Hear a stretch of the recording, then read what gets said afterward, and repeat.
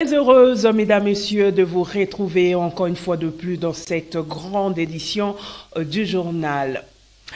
Le parti présidentiel Union pour la démocratie et le progrès social, IDPS, secoué par une crise.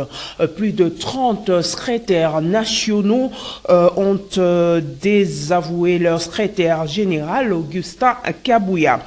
Interrogé à ce sujet, Sylvain Loukoussa, cadre du parti, appelle Augustin Kabouya à sortir par la grande porte en démissionnant. Suivez. Nous, presque tous les membres de l'IDPS, ce n'est pas que moi, tout le monde, on a désavoué notre secrétaire général, M. Augustin Kabouya. Bon, moment, c'est à lui de comprendre aussi le temps. Le temps est mauvais. Il a fait ce qu'il pouvait faire. Il a beaucoup fait. Je n'ai pas dit que non, il n'a rien fait, mais il a fait ce qu'il pouvait faire. Mais, à un moment, on a remarqué que non, notre parti IDPS, ça ne marche pas. Il y a beaucoup de fanfarons là-dedans. Alors, il n'y a rien qui bouge, il n'y a rien qui marche. Même au niveau des provinces. Les fédéraux, les fédérations ne sont pas organisées. Et même aussi au niveau de notre, ici à Kinshasa, au niveau de Kinshasa aussi, il y a toujours du désordre presque partout. Lui, au lieu, notre secrétaire général, Augustin Kabouya, au lieu de s'occuper de voir comment est-ce que le parti est en train de fonctionner. Non, lui, chez lui, c'est toujours des matinées politiques, je ne sais pas.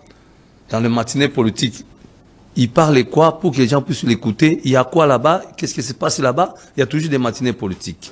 En voyant dans les matinées politiques, il y a toujours de quoi? Il y a toujours il se plaint toujours. Oh non, tu vois, moi, on est dans de me menacer, on ne me menace pas, mais on menace le président de la République. Non, on ne menace pas le président. Dans de la République, le président Félix Tshisekedi, on va le menacer comment? Lui, c'est un président. On est en train de taquer à Kabouya, à notre secrétaire général, qui s'appelle Augustin Kabouya. On l'a reproché à beaucoup de choses, pour laquelle lui-même il sait. Est-ce qu'en voyant, même les gens qui sont dehors, ils regardent IDPS de loin.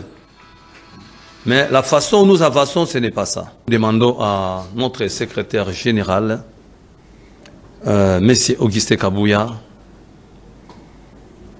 s'il peut démissionner, il va sortir dans la grande porte. S'il refuse de démissionner, il risque de sortir dans une petite fenêtre.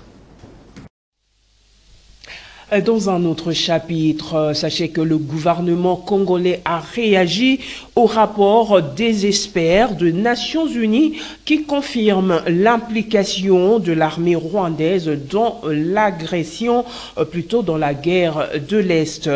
Kinshasa appelle toutes les nations civilisées reprises de paix et de justice, ainsi que l'ensemble de la communauté internationale à prendre des mesures politiques, économiques et judiciaires sévères à l'encontre du Rwanda et de ses dirigeants, dont le troupe opérant en République démocratique du Congo. Autre détail dans ces papiers de Gisèle Etoko relayant ces communiqués.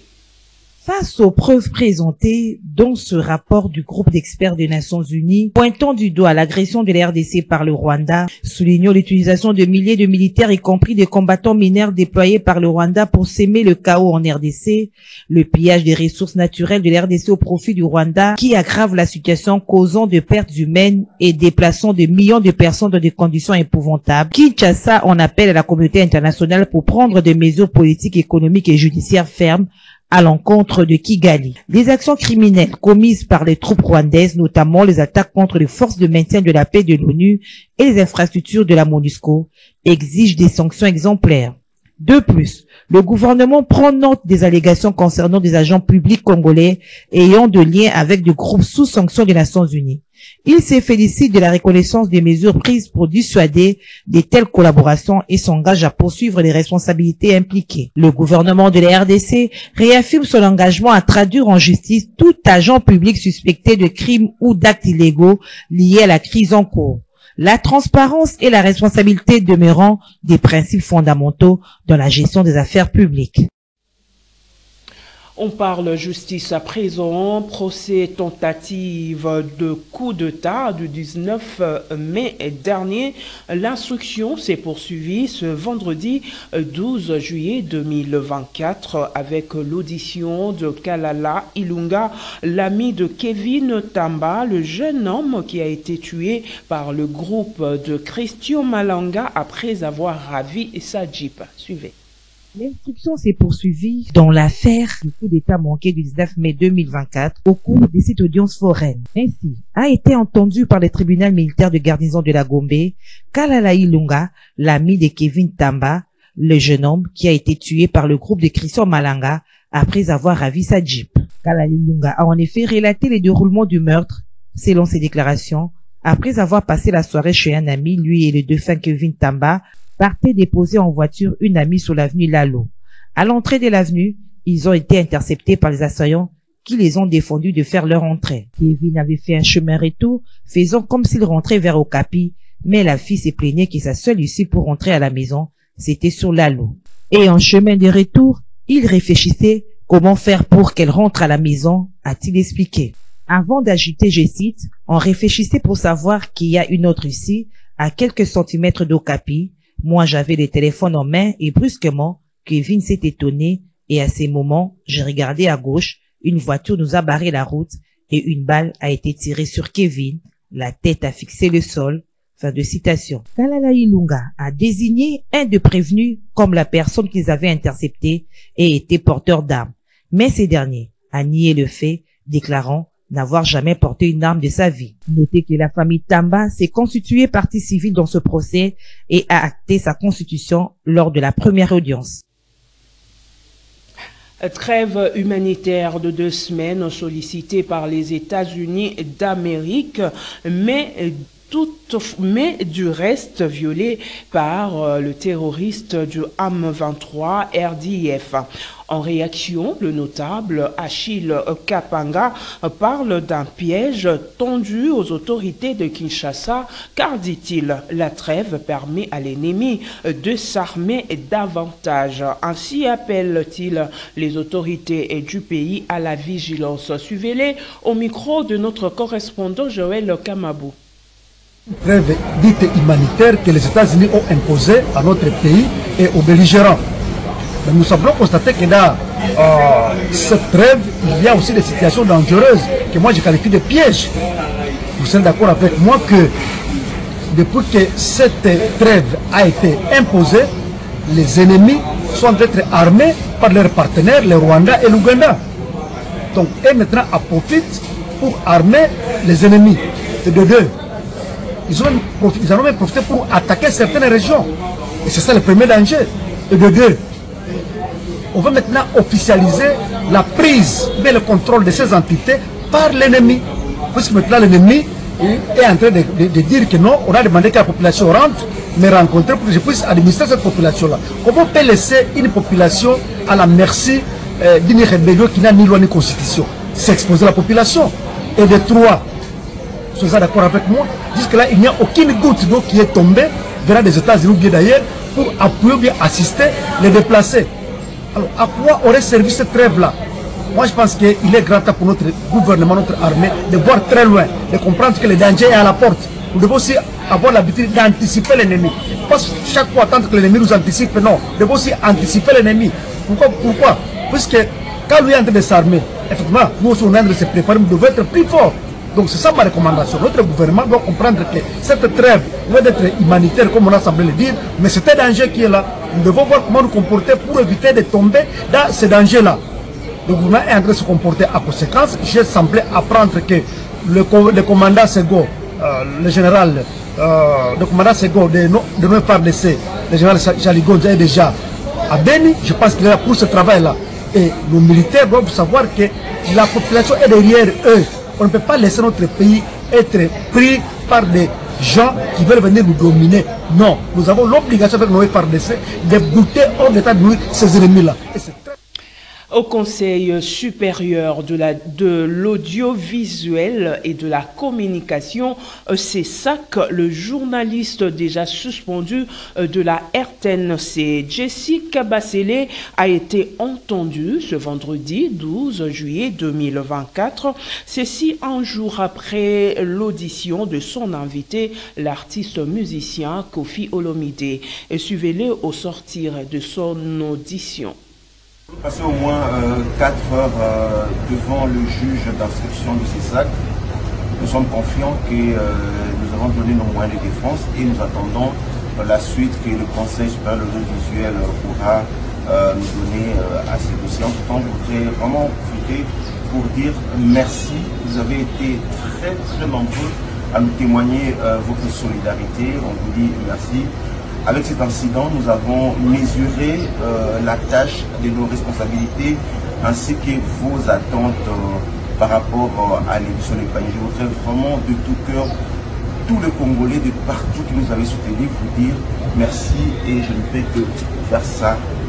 Je vous aime et j'ai hâte très vite de vous retrouver sur le plateau du Panier et comme d'habitude.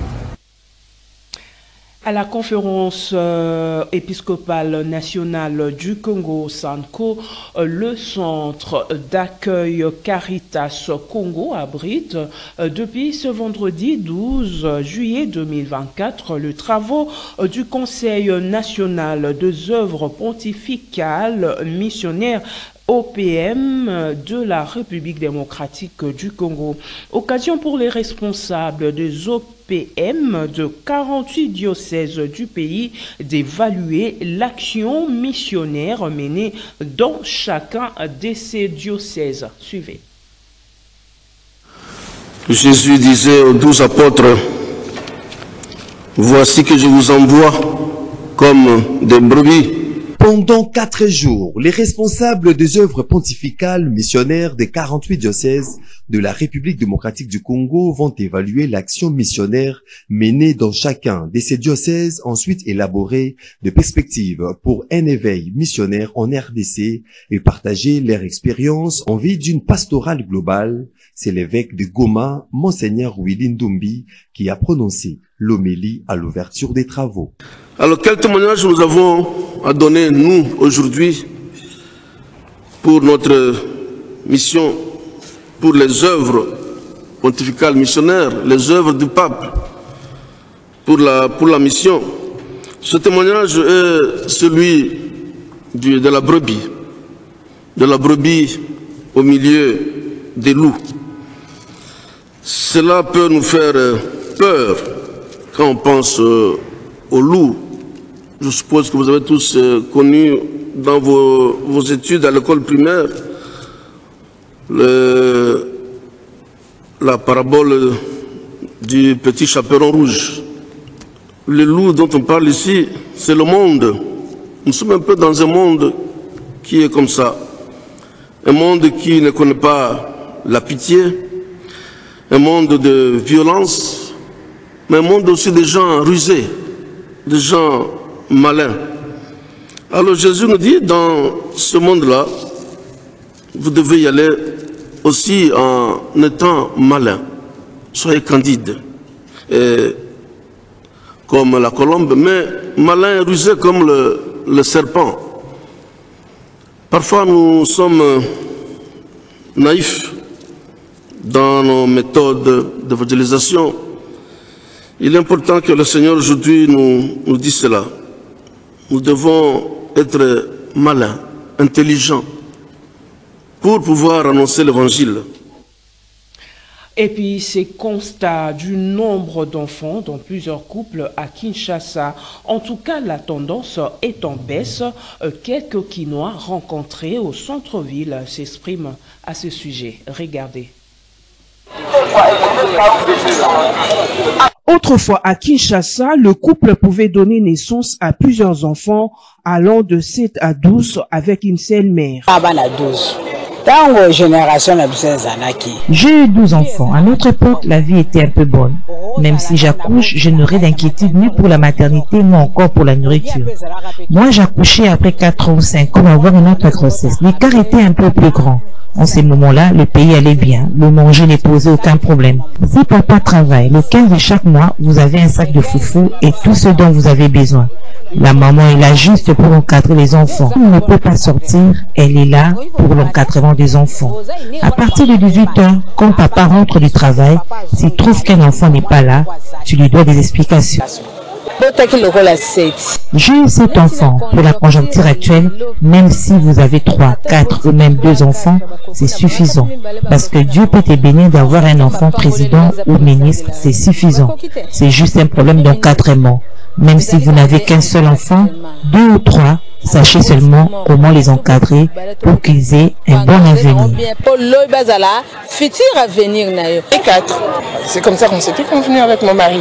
Par rapport à la situation économique actuellement, en tout cas, on ne saurait pas faire beaucoup.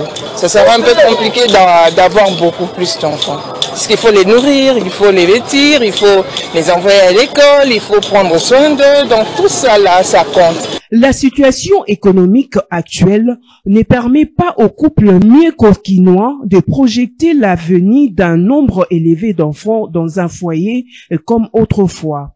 Faute de moyens, les jeunes n'y pensent même pas. Moi, j'ai 14 enfants. Pour moi, je demande à Dieu de me donner la force d'avoir même 30 ou 35 enfants. Parce que si tu as beaucoup d'enfants, ils peuvent t'aider dans l'avenir. Tout dépend de l'éducation parentale. Si tu sais bien éduquer tes enfants, en les montrant le chemin de l'église. Avec ces 3 enfants, j'observe comment évolue la conjoncture du pays. Là où je travaille, mes possibilités en termes de revenus financiers. Parce qu'avec 2 ou 3, je serai capable de bien les soutenir, qu'ils mangent très bien, qu'ils vivent bien, que je puisse satisfaire leurs besoins. Avoir beaucoup d'enfants n'est pas du tout synonyme de la richesse. Avoir une idée sur le nombre d'enfants permet aussi de planifier son avenir. Et puis cette nouvelle, avant de poursuivre ces journaux, un couple a été retrouvé mort dans une chambre d'hôtel à Bandalungwa. Toutes les personnes présentées dans l'hôtel ont été interpellées par la police pour raison d'enquête. L'annonce de ces drames a provoqué une vive émotion parmi la population locale, alimente le rumeur et les spéculations sur les raisons de ces décès tragiques. La population a été dépêchée sur le lieu pour recueillir des éléments de preuve et interroger le témoin potentiel dans le but de faire toute la lumière sur cette affaire et rendre justice aux victimes. Dans la province du Kwango, une infrastructure importante menacée d'affaissement. Il s'agit du pont Kwango au niveau de son 3e pilier qui risque plutôt de céder. D'où les cris de détresse des usagers ainsi que de la population. Regardez. Voilà, nous sommes ici à la rivière Kwango.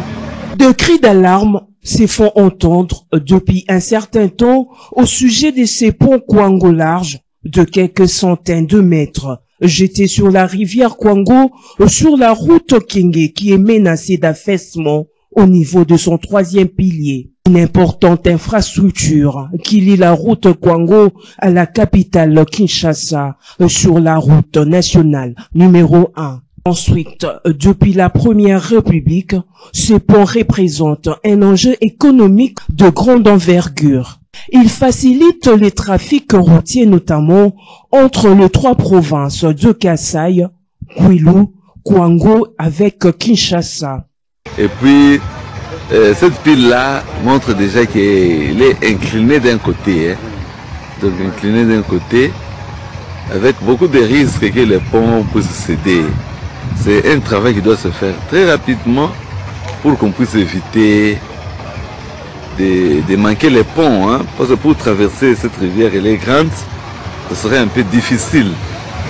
Alors, demandons à l'entreprise chinoise qui a déjà été désignée pour ces travaux de faire un peu rapidement, de telle sorte que la solution soit trouvée avant que les pires n'arrivent. Parce que nous mettons dans les pires des cas où les ponts arrivent à céder. Donc ce sera très difficile de traverser cette rivière parce qu'elle est assez grande comme vous voyez. Merci, je vous remercie. Le souhait de la population est que le gouvernement débloque en toute urgence le moyen pour débuter l'osculation sous-marine de 2 pylônes à problème. Mesdames, Messieurs, c'est par cet élément que nous mettons à terme à cette grande édition du journal. Merci de votre aimable attention. Retrouvons-nous encore demain à la même heure. Au revoir.